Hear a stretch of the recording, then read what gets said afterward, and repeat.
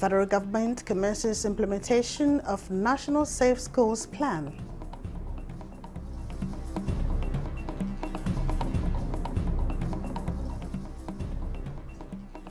Experts express confidence that Nigeria's proposed tax reform bills will drive economic growth.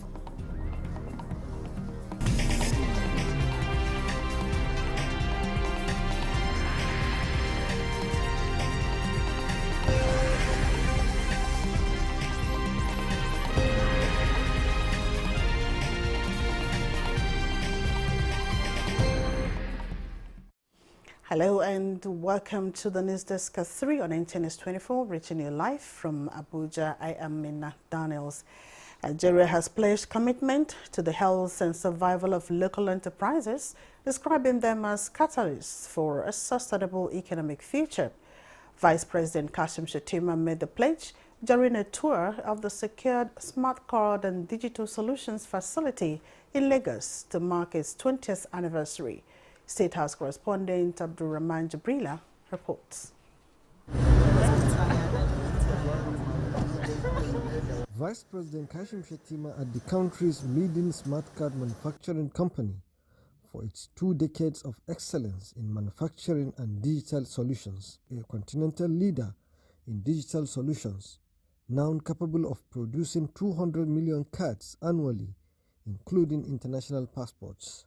I know how the president is very passionate about patronizing Nigerian companies, and he will get to hear it tomorrow. And be rest assured that our passports, our voters' cards, will be produced in this country. Reaffirming the government's commitment to fostering an environment where businesses can flourish, Vice President Kashim Shettima assured that the administration is ready to help local industries fulfill their potential. Secure ID is a testament to what is possible when vision is marked with dedication and hard work. Where there is a will, there is always the way.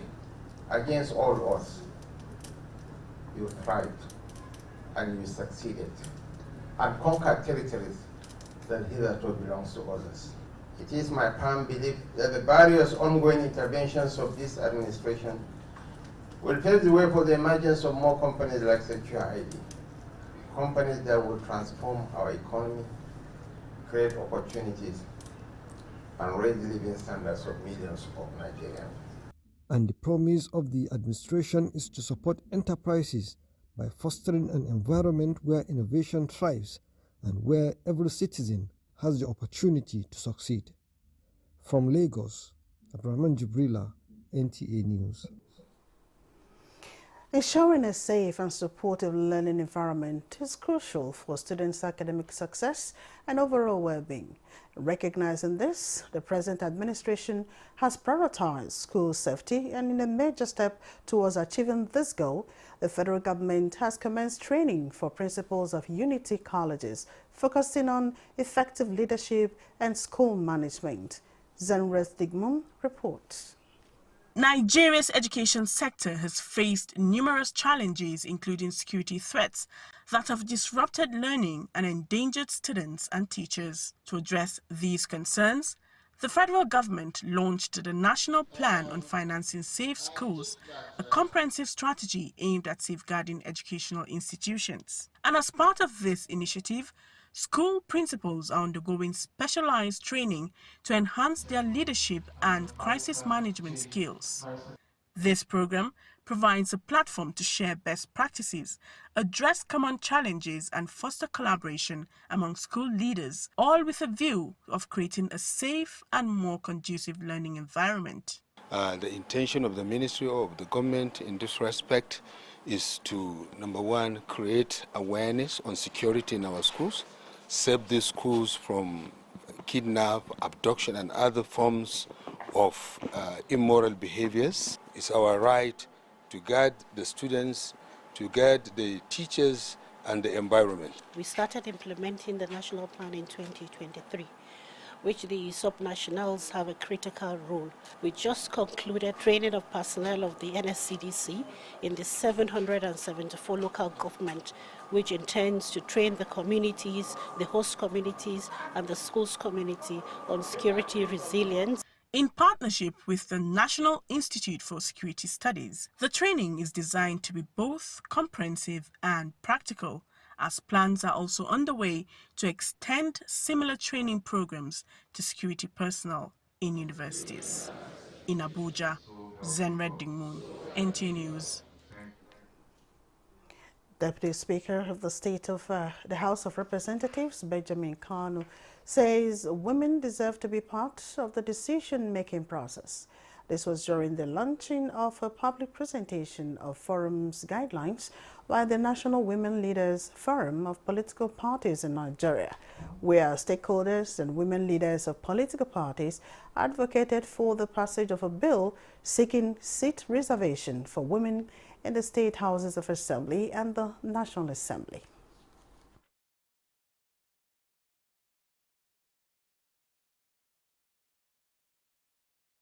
The 10th Assembly will not experience our mothers, our sisters, our wives, our aunties, our daughters standing under the sun for what we could handle differently. That was why, without any nudge from the women, my office took it upon ourselves to do a critical analysis of what their desires are. The numbers are declining, so hopefully, once this HB 1349 is passed, the number of women in the National Assembly will increase.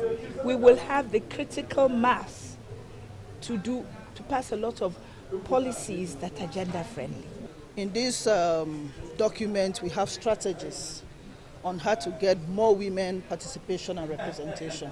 There's a lot in this document, and I think it's a must-have for everybody. It's important for women to be there because there are no better people that can take this very important decision that pertains to the well-being of women and children like the women will do it.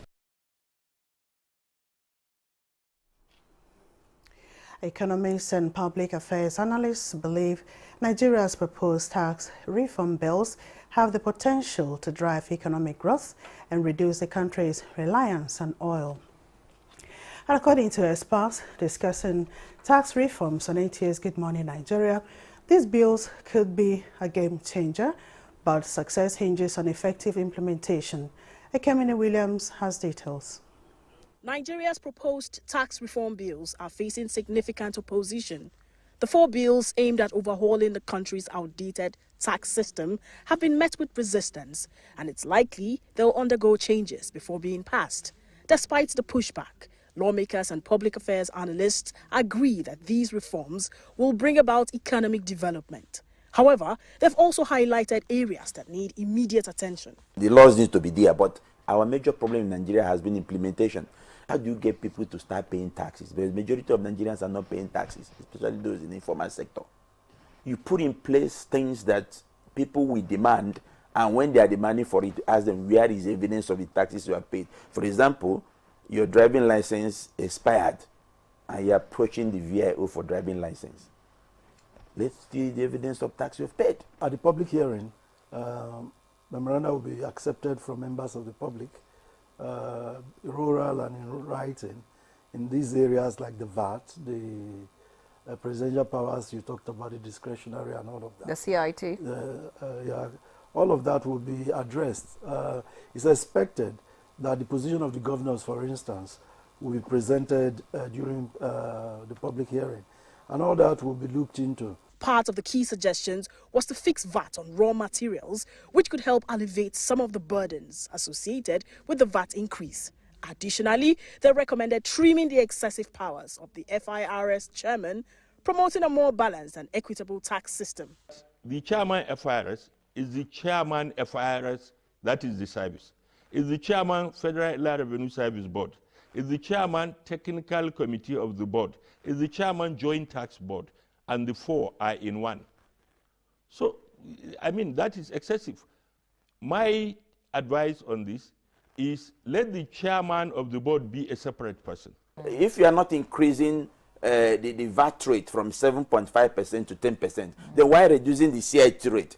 Government cannot lose at both ends. So if you are keeping the VAT rate, then you keep the CIT rate. The discussants emphasized the crucial need to educate Nigerians on the significance of taxes in enhancing their living standards. In Abuja, Ekemini Williams, NTA News. The Kogi State government has called on citizens to actively protect public infrastructure in their communities to sustain the state's rapid development. Speaking on Tuesday in Lokoja, the State Commissioner for Information and Communications, Kingsley Fawo, emphasized that the real owners of public infrastructure are the people, and it is incumbent upon citizens to protect them. Mr. Fawo highlighted the significant progress achieved over the past year under the leadership of Governor Ahmed Usman Ododo, saying the administration is building on the achievements of previous governments and opening up new channels of development. He noticed that from roadways and educational institutions to commercial facilities and water supply networks, Kogi State is witnessing a transformation. He added that water infrastructure has improved tremendously, particularly in major cities, thanks to the tireless efforts of the State Ministry of Water Resources. However, while the government is committed to serving the people, real progress occurs when citizens take ownership and protect the infrastructure in their areas. This not only preserves the gains, but also enables channeling of resources into other critical areas. The Commissioner also highlighted the administration's commitment to rural development through extensive projects led by the Kogi State Community and Social Development Agency. He further urged citizens to report any instances of vandalism through the Ministry of Information and Communications, which will escalate such cases to the Office of the State Security Advisor. Let's take a short breather now. More reports when we return.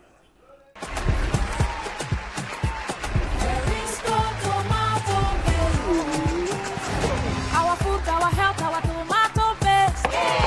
Erisco tomato paste, the taste of my house. Erisco tomato paste, carry. Richico tomato pesto, Siwani. 100% natural tomato. Now better food, not correct ingredients. They inside. Alelelelele, oh, alelele, oh, ale. Erisco tomato paste, the taste of Niger. Alelele, oh, alelele, oh, ale. Erisco tomato paste, the taste of Niger.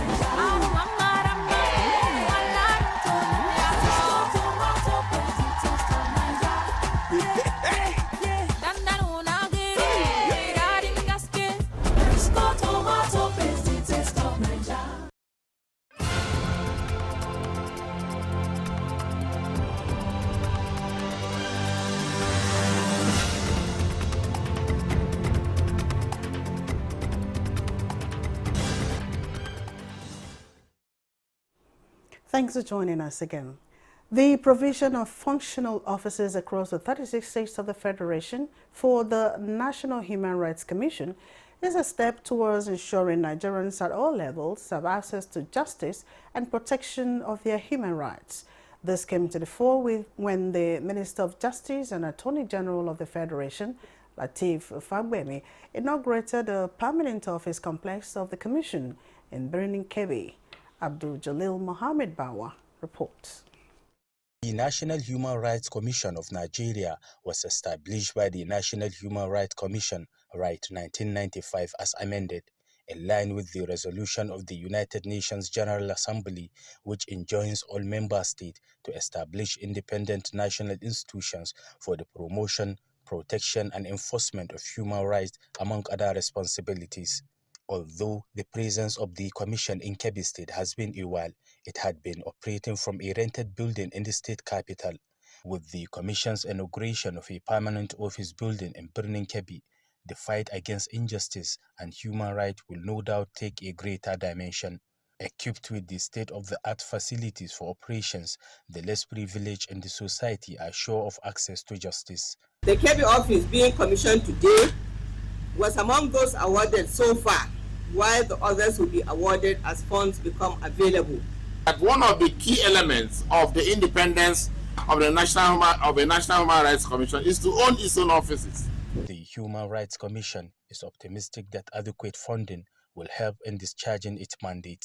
The federal government therefore supports the Commission in its role to promote and safeguard human rights, which also align with the renewed hope agenda of this administration. From the foregoing, I sincerely commend the commitment of the federal government. Stakeholders at the event are of the view that all hands must be on deck to address the increasing cases of human rights abuse in the country. In Birnin Kebbi, Abdul Jalil Mohammed Bawa, NTA News. The Chief of Air Staff, Air Marshal Hassan Abubakar, has assumed the chairmanship of the Association of African Air Forces, emphasizing the need for African-led solutions to the continent's security challenges.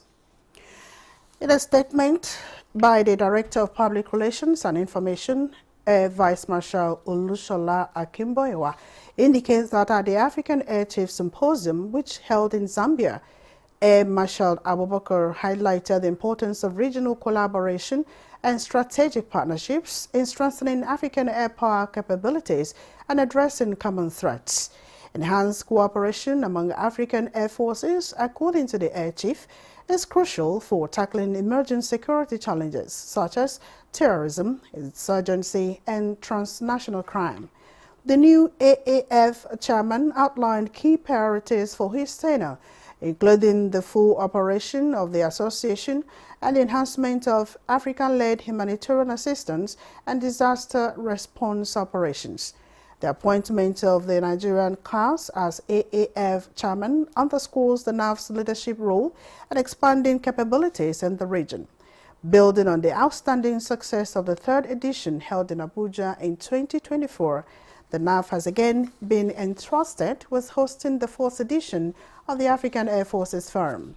The AAF is a non-political organization dedicated to enhancing air power capability and cooperation among African nations.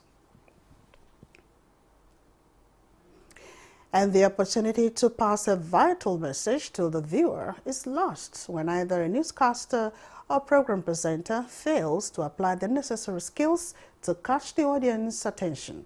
Joseph Otsen reports that this is the crux of a 3-day training for NTA News 24 on-air personalities to adopt improved ways of presentation amidst a competitive media space. All participants here are already used to newscasting and presentation. But it is established that in the ever-evolving media world, creative and innovative minds are winning over the viewership. On NTA News 24, at a stakeholders engagement. And to be on top of their game, these NTA News on-air persons are undergoing another training on new trends in broadcasting. If you're on air and something unexpected happens, how do you deal with that? So being able to think right there, you know what to do, how to handle some situation when it happens has been one of the takeaways for me. I found the color codes more interesting, what colors should complement what you are putting out so that it doesn't distract what the message you are passing through to the public. Also an evolving industry where trends evolve and change, especially with the social media. So it's really critical that we have this, training to keep up with the times. TV presenters. A veteran broadcaster and current managing director of the Imo State Broadcasting Corporation, Ifeonye Bule, is the resource person. She takes the participants on fluent and confident presentation, good pronunciation, viewer engagement, and in-depth knowledge of events, among other skills for improved delivery. The participants here today are people who do more than one thing. They're newscasters, they're reporters, they're presenters, they're producers. So for us here is to get to learn more and find better ways to get to do our job. It's better you improve on your errors. They said a reporter is good as his last report, just the way a newscaster, you are good as the last time that they saw you on air. If you are very good always, it's the last one that you did on air that everybody is going to and remember that she did this. They will remember that, you know, she has been doing very well. And please take your time listening to this training very well. Every training, you go away with something. Day one of the program dwells on commanding the screen and crafting confidence in news presentation. In Abuja, Joseph Otsen, NTA News. This is the News Desk at 3 on NTNS 24. Here is another look at our top stories. Vice President Kashim Shettima pledges commitment to health and survival of local enterprises.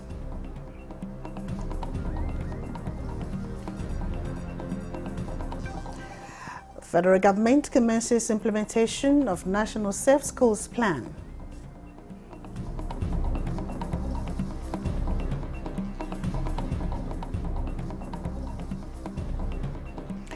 Experts express confidence that Nigeria's proposed tax reform bills will drive economic growth.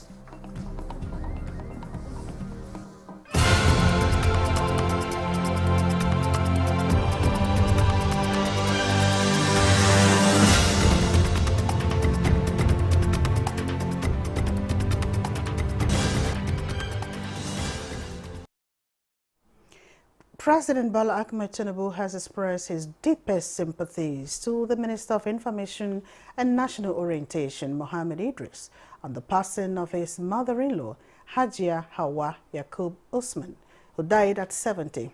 In a heartfelt message, President Tinubu conveyed his condolences to the Idris family, their in-laws, and all relatives, urging them to find strength and comfort during this difficult time. President Tinubu further prayed for the peaceful repose of Hajia Hawa's soul, saying the president's message underscored his support for the minister and his family during this mourning period as they reflect on the life and contributions of Hajia Hawa, who they will miss deeply. And in celebration of a life of service and humanity, well-wishers have continued to converge on the residence of late Pa Edwin Clark, who passed away at age 97. Notable among those who came to pay tribute were former President Olusegun Obasanjo, who paid special tribute to the late nonagenarian, and late Afenifere leader Ayo Adebanjo, whom he described as great patriots whose labors and legacies must live on.